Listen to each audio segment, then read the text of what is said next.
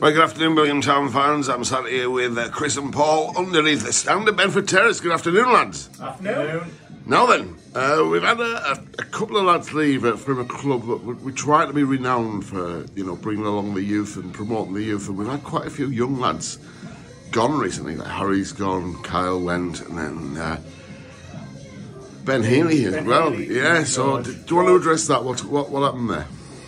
We just feel like kind of obviously they're all knocking on the door, wanting lots of minutes. I think with Healy, openly admitted he was a little bit low on confidence, kind of saying he was falling out with love of football. So it took a few weeks away completely, and I think obviously Norton's getting all of that and took him there. But we're hoping, he was hoping to train Wednesday, didn't make it. He's hoping to get down today for a bit of crack. Hopefully we'll see him more involved as the future comes on the season. He gets the love for the game back. We know Healy's more than good enough to play for us. George again, obviously I think we're fortunate at the club to have three very good goalkeepers, and I think George needed a bit more game experience, so he was happy to go and play and go to Shotton.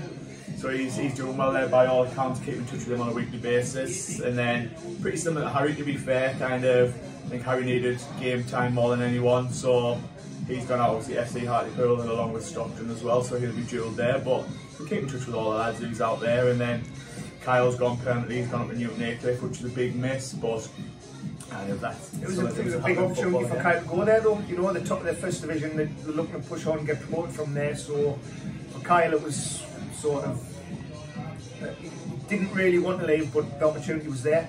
As for the other three lads, the young lads, again it's just game time for them. They're on dual registration, so they haven't left permanently. You know, if we wanted to recall them and say, right, we've got 14 in the squad today, we need a couple back, we've got the option to bring them back straight into the squad. But rather than them be on the bench and get sort of 10 minutes, 12, 15, they've gone out where they're going to get 90 minutes every weekend, so it'll only benefit them and benefit us in the long run. So there are a couple of times when we've had a smaller squad, or maybe once at the moment we've had a smaller squad, like 14. We used to have a thing where the lads came from the development teams. If they'd done well with their development team, if they got a chance with the first team, is that something you'd be interested in doing? It is. I think the only time that's happened was up at Wrighton. So we had sort of a squad of 16, but 2 dropped out on the day, and it's tough to sort of get lads at 3:30, 4 o'clock to say, right, if you want to be in the squad, come up to Wrighton, when we can't guarantee them any minutes, you know. So it'd be good for experience, but it would be better if it was sort of a Saturday game rather than travelling all the way to Wrighton, where it's sort of an hour and 10 minutes, 20 minutes travelling time, and then they're sitting on the bench freezing cold, you know. We also got Thomas Lowe training with us. Obviously I know he's getting the goal the other week to get them into the final, so obviously look forward to that game Thursday night as well. So Thomas comes training with us as and when available, so yeah, it's definitely that progression, and we've got a little group going with the development managers, so yeah, we're always in contact with that, and obviously the opportunity is always there. Yeah. And then Matty Wade made his debut against the Sinners. Do you think it went well for Matty, or do you think he deserves another chance? What's your thoughts there? If I'm being kind, it probably wasn't Matty's best game, but I've spoken to him and he knows that. But the opportunity to sign Matty was there, so we jumped at it. You know, he's a proven player. Yeah. He is. He's got a great pedigree, and he eventually will be a really good player for us. Obviously, the Sinners game wasn't his best game, but I'm sure given another chance, he'll prove everyone wrong in the fact that he is a good player. Good.